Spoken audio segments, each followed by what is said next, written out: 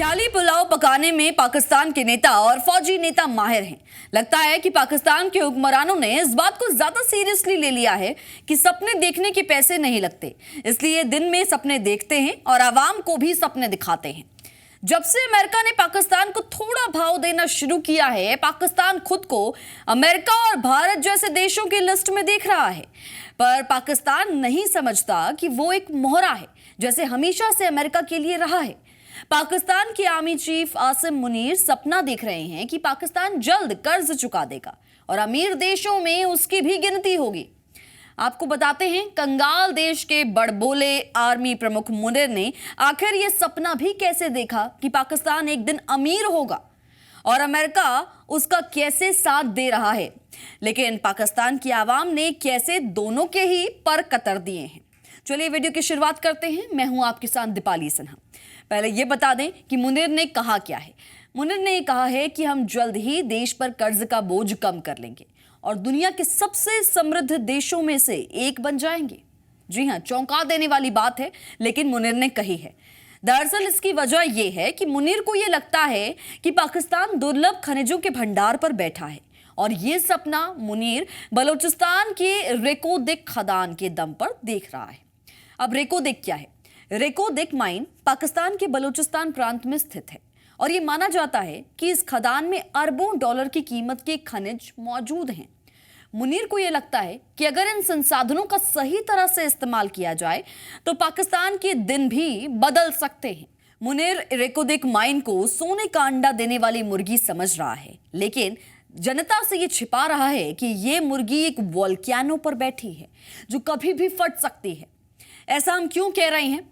दरअसल जो खदान है जिसके दम पर मुनीर उड़ रहा है वो बलूचिस्तान में है और बलोच लड़ाके पाकिस्तान के जवानों को भी अपने इलाकों में फटकने तक नहीं देते हैं। बलूचिस्तान में हालात ऐसे हैं कि BLA बलूचिस्तान लिबरेशन आर्मी ने कई पुलिस थानों में आग लगा दी है।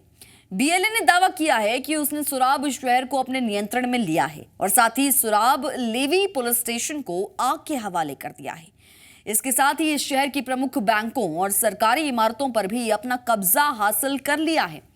कई जगहों से पाकिस्तानी सेना और पुलिस को मारकर खदेड़ दिया गया है। BLA लड़ाकों ने पाकिस्तान पुलिस से उसके हथियार भी छीन लिए हैं और इसके साथ ही हाईवे को भी सीज कर लिया है, यानी कि कुल मिलाकर पूरा कब्जा अब BLA का है और पाकिस्तान की सेना का कोई दबदबा नहीं बचा है। पाकिस्तान की पुलिस और सेना में डर ऐसा है कि पाकिस्तानियों के रात में बलूचिस्तान में प्रवेश करने पर भी रोक लगा दी गई है। अब कोई भी वाहन रात के समय में बलूचिस्तान की यात्रा नहीं कर सकता है। आए दिन सेना के जवानों पर हमले होते हैं और जवान भी बलूचिस्तान में जाने से खौफ खाते हैं।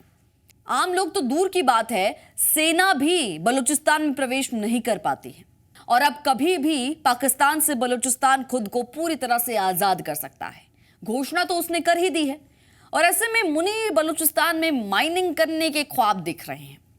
मुनीर जहां ये झूठे सपने देख रहे हैं, वहीं TTP ने उनके पर कतर दिए हैं और दिखा दिया है कि अपने ही देश में मुनीर का कितना दबदबा है।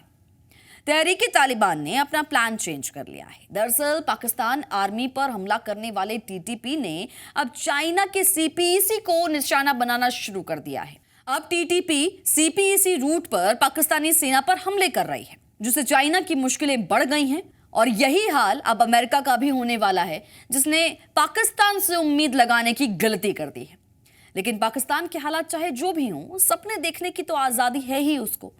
तो मुनीर सपने देख रहे हैं और आवाम को दिखा रहे हैं। तो आपको क्या लगता है, एक दिन कर्ज चुकाकर अमीर हो जाएगा पाकिस्तान? कमेंट सेक्शन में जरूर बताइए। मैं हूं आपके साथ दीपाली सिन्हा।